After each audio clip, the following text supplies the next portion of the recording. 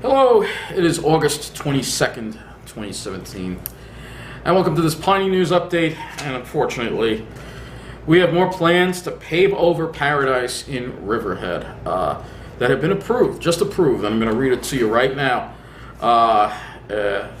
More Pine Barrens along Route 58. Before I read this to you, let's just take a look back at what we've lost along Route 58. First was the property across from Tanger Outlet Center, which was a beautiful Pine Barrens site, and they had it was classic Pine Barrens. They had lichens there. They had I saw box turtles there. That was raised, paved over for a parking lot and a Walmart. And then we also lost the property further to the east. I think it was called the Hazeltine site. That was a beautiful site of Pine Barrens as well. Part of it was I think former movie it was like a parking area. There was part of it that was developed, and they could have just confined the development to that site, but they had to knock down all the trees on this site as well. And now we're coming to losing more sites. And this site here is east of the Best Buy shopping center. I'll read this to you right now. A proposed 60,048 square foot shopping center on 12 acres just east of the M&T Bank on Route 58 was granted final site approval on Thursday. The proposal is located adjacent to the Riverhead Center shopping complex, that's the one with the Best Buy in it, and also abuts the Riverhead Town Highway Department yard to the east. The applicant is Apple Honda owner Erwin Garston, who died earlier this year. So I guess his family will be running. Planning this, I guess. The plans show 5 proposed retail buildings ranging in size from 10,008 to 14,976 square feet, and a parking lot with about 240 parking spaces closer to Route 58. Access to the site will be from both Route 58 and Osborne Avenue. So let's now take a look at what we are going to be losing. All right, let's do an overview of this area very briefly. This is the area right here that is going to be developed. So between the M&T Bank right here, we'll zoom in a little bit here. M&T Bank and the Apple Honda's across over here. This is the Riverhead Town Yard. So in between this and this, there are wetlands here, but they're going to be drained.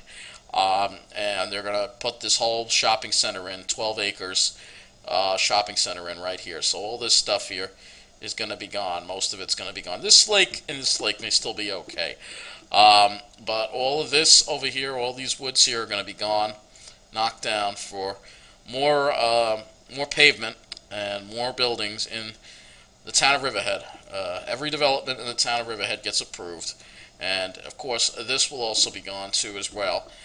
Because I'm sure this will get granted. Riverhead approves every single request for development because, the motto is no tree left standing in Riverhead Town.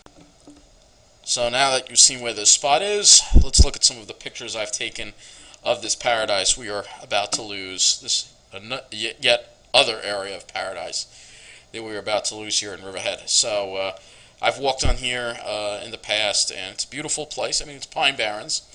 And you're going to see here, just looking at this beautiful site here that we are going to lose, of woods, beautiful site, and there's a lake here, there's wetlands, this is all going to be ruined.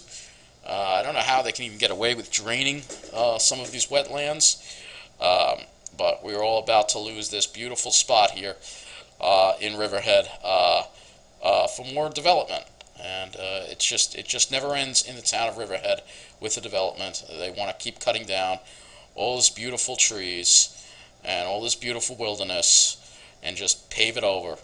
It is probably one of the worst townships in the entire nation.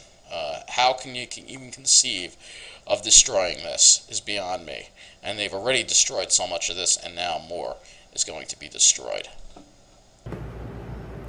So, as you see, we are losing more open space along Route 58. They've got to pave everything over in this corridor, and not only are you dealing with Pine Barrens, but there are also wetlands. in this site as well. So unbelievable the extent that Riverhead basically doesn't know how to say no to developers. Every answer is yes, yes, pave over the woods.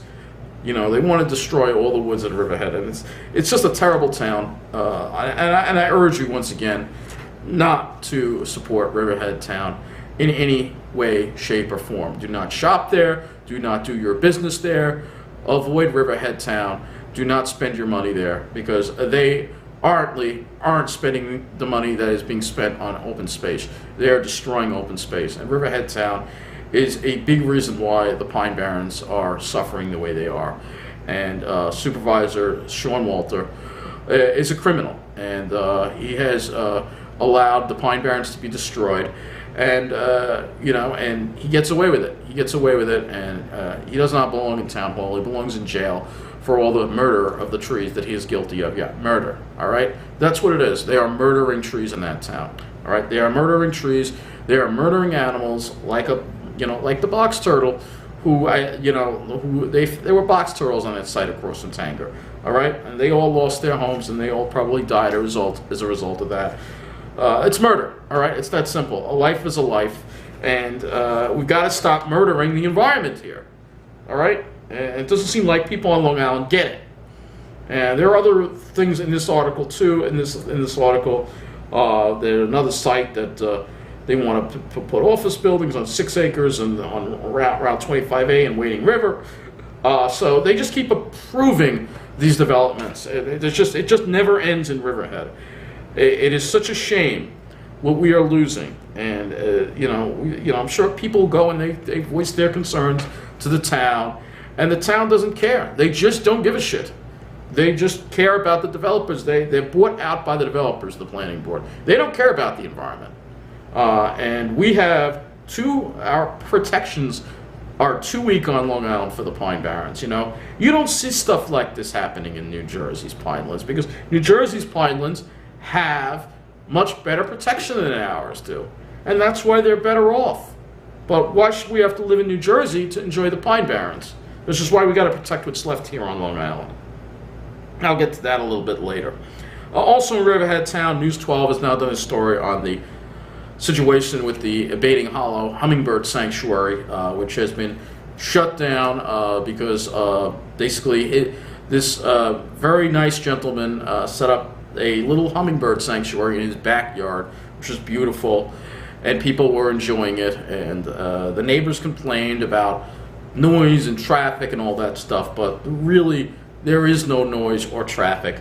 The real reason the neighbors did not like the Hummingbird Sanctuary being open to the public and decided to sue this guy and make him settle after 3 years of harassing this man is because they don't want people that aren't rich going there. They only want rich people in the neighborhood. They don't want people from other towns going to their little area there in Baiting Hollow, which these rich people just took over. And it's unfortunate that that it had to go this way, that the Hummingbird Sanctuary had to be closed to the public. Absolutely one of those only on Long Island things you're going to hear about. It's just screwed up. It's just screwed up. And that's also in Riverhead town. So again, you have another reason there to boycott Riverhead town. All right, don't spend your money in Riverhead. You want to go to Tanger Outlets, they have them in Deer Park. Don't go to Riverhead. Boycott Riverhead. Riverhead hates the planet. They hate the environment. And they are a terrible town, probably one of the worst run towns in the entire country when it comes to how they treat the environment. They are an example of exactly what not to do when it comes to the environment. So we move on from that to the eclipse, which I hope you got to see. I mean, I tried to see the eclipse. I tried. We had an eclipse. It was a total eclipse further south. It was totality way further south. You had to go like basically down to the Carolinas to see totality. We had a 70% eclipse of the sun yesterday. And, it really, I think they made a little big deal of it. You really can't see without those special glasses, which you couldn't find anywhere. Again, here we have another example of those glasses, they should have had enough for everybody, all right? But they do that on purpose so they can price gouge people. And so without those special glasses, you really couldn't see the actual eclipse. It was too dangerous to look at the sun, and you needed to block a lot of light. So I wasn't really quite able to get pictures of it for you. But what I was able to do is show you the weird lighting that this eclipse had. So, I was in the Pine Barrens and Deer Park at Edgewood Preserve, and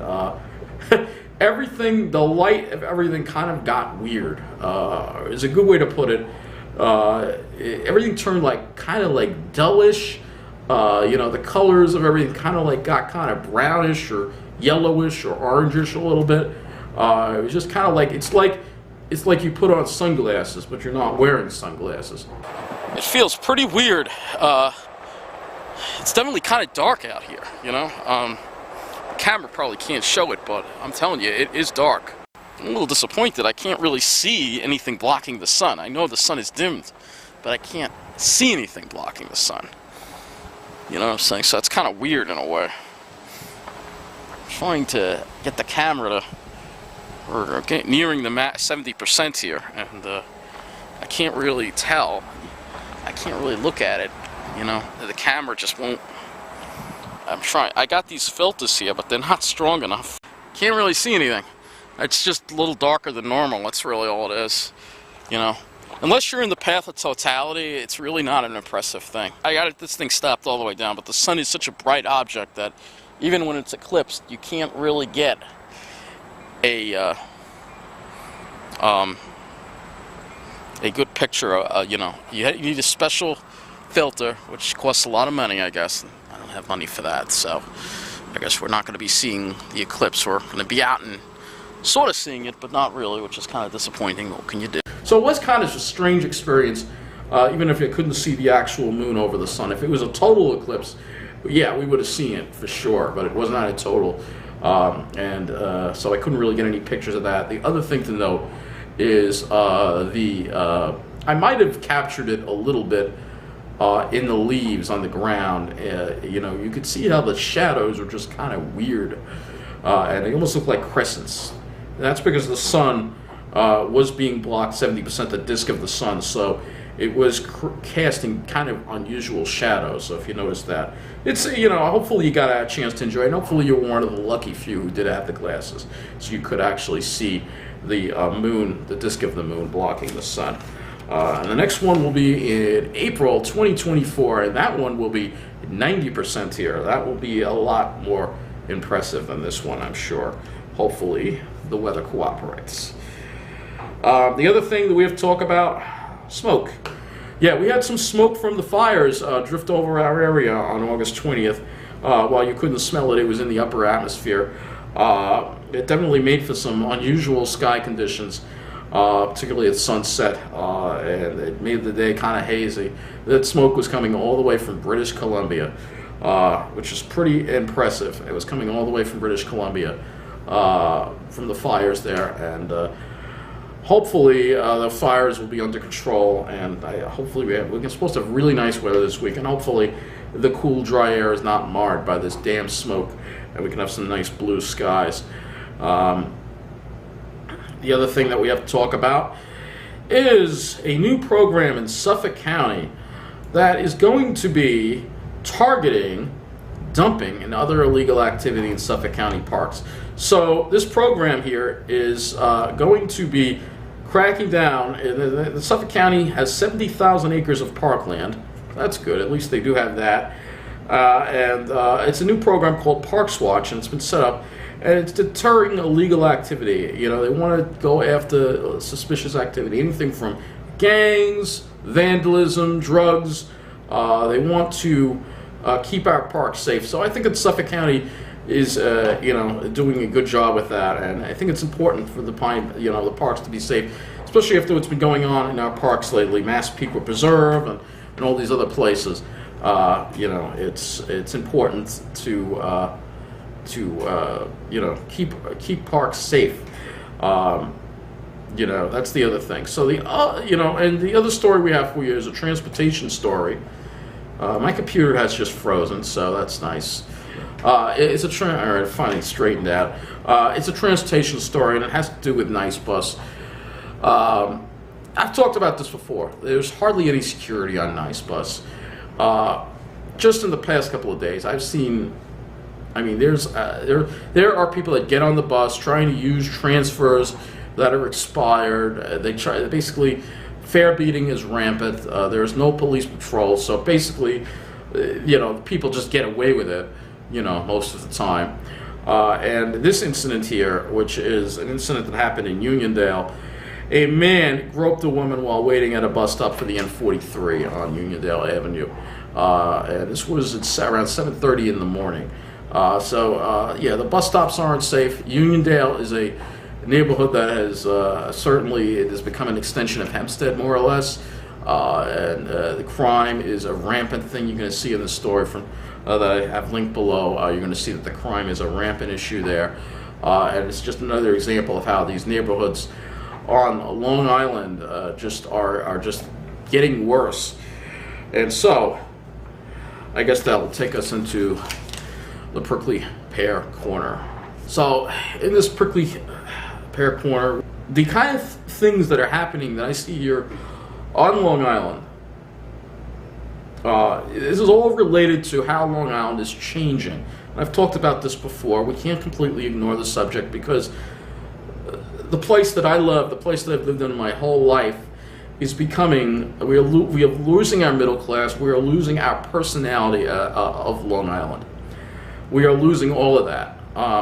And what we are getting is an extension of New York City. We're getting an extension of Manhattan. We're getting an extension of all these rich people coming in, driving up the prices of all the real estate in all these commutable towns. And the lower income areas continue to get worse as people are just forced to have to deal with ever worsening crime, illegals, gangs, and all this other stuff. So the median home price in Nassau County jumped 10% in last month compared to a year ago. So it jumped 10% as the limited supply continued to drive housing prices up. So in order to buy a home in Nassau County, the median home price, the home price that you're most likely going to have to pay, is $525,000 for a home. All right? That's 9.8% higher in Nassau. In Suffolk, there was a jump too. Suffolk still remains a lot cheaper at $365,000.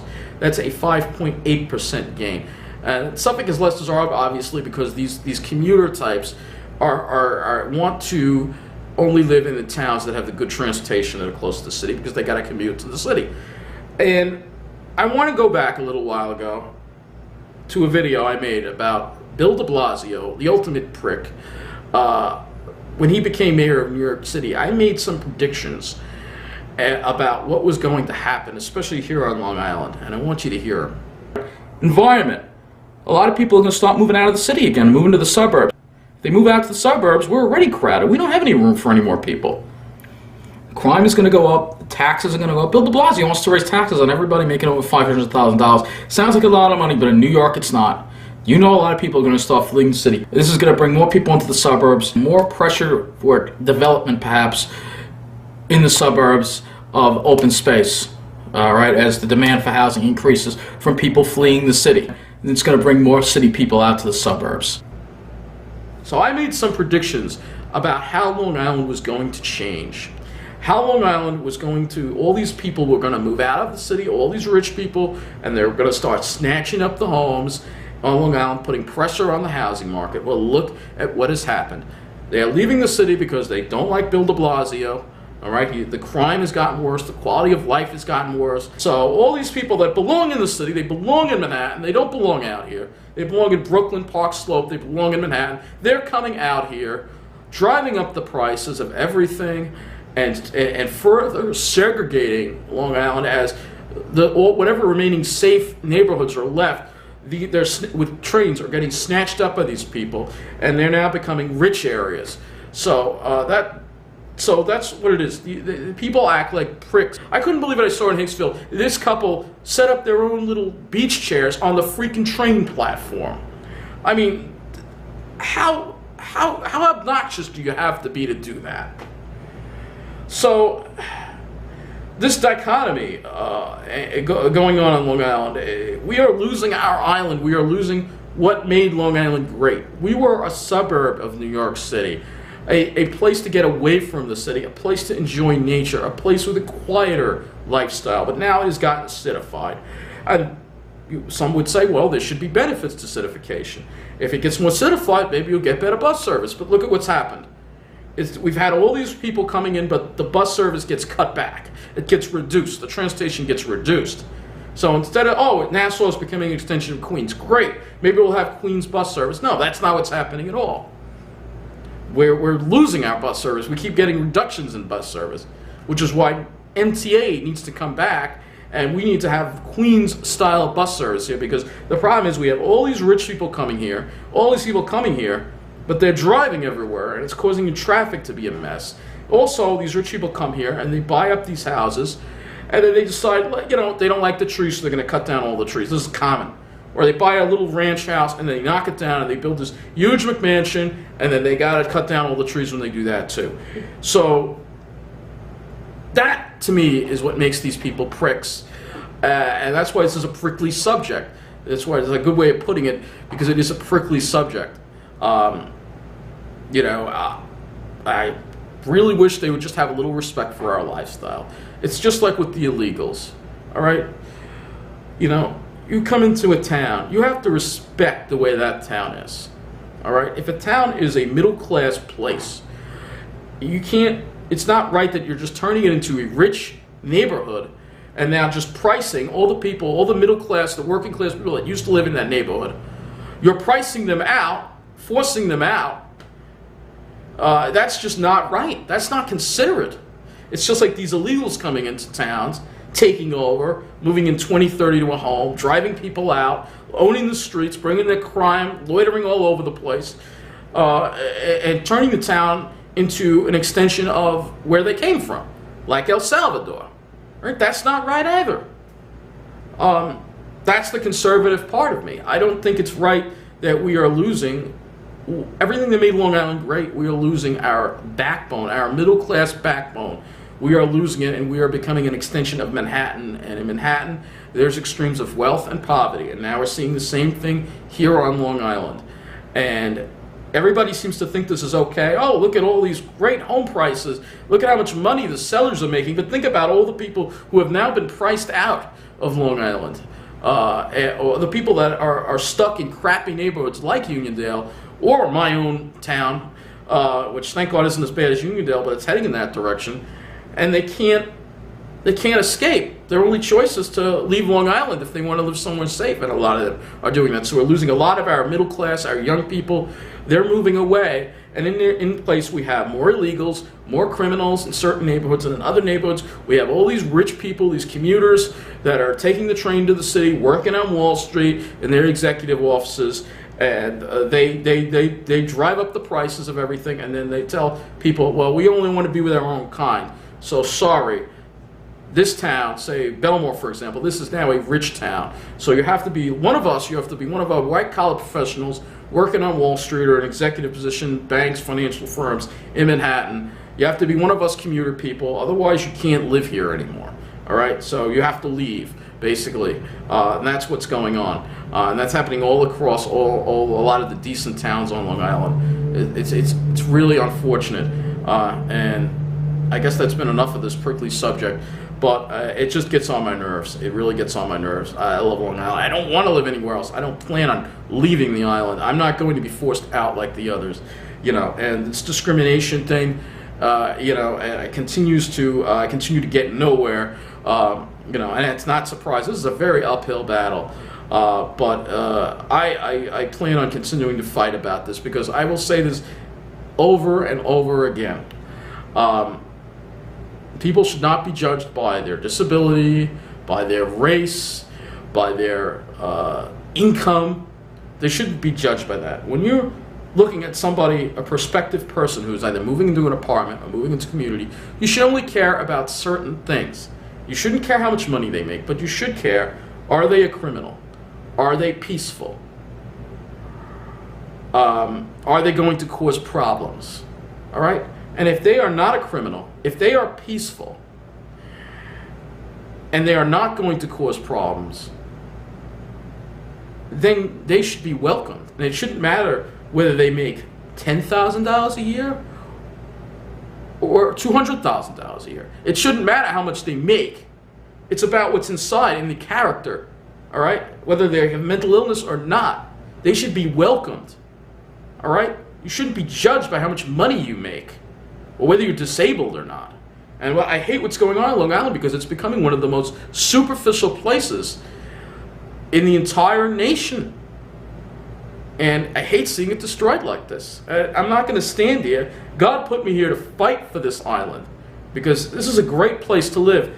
But we're starting to lose what's making it great. All right? And what made this place great was being away from the city and not having that dog-eat-dog mentality. It was a slower pace of life. We've got to preserve that. And as far as these city people go, if they want to stop, we don't want the city here, all right? We don't want the city here, all right? So if you want to make it like the city, why don't you go back to Manhattan? Just like all these illegals hanging out in Westbury. They need to go back to El Salvador because, this is not El Salvador. If you like El Salvador, go back there. And if you like the city, go back there. This isn't the city. This is Long Island. And that's it, been it for this prickly pear rant. And that's it for this Piney News, so take it easy.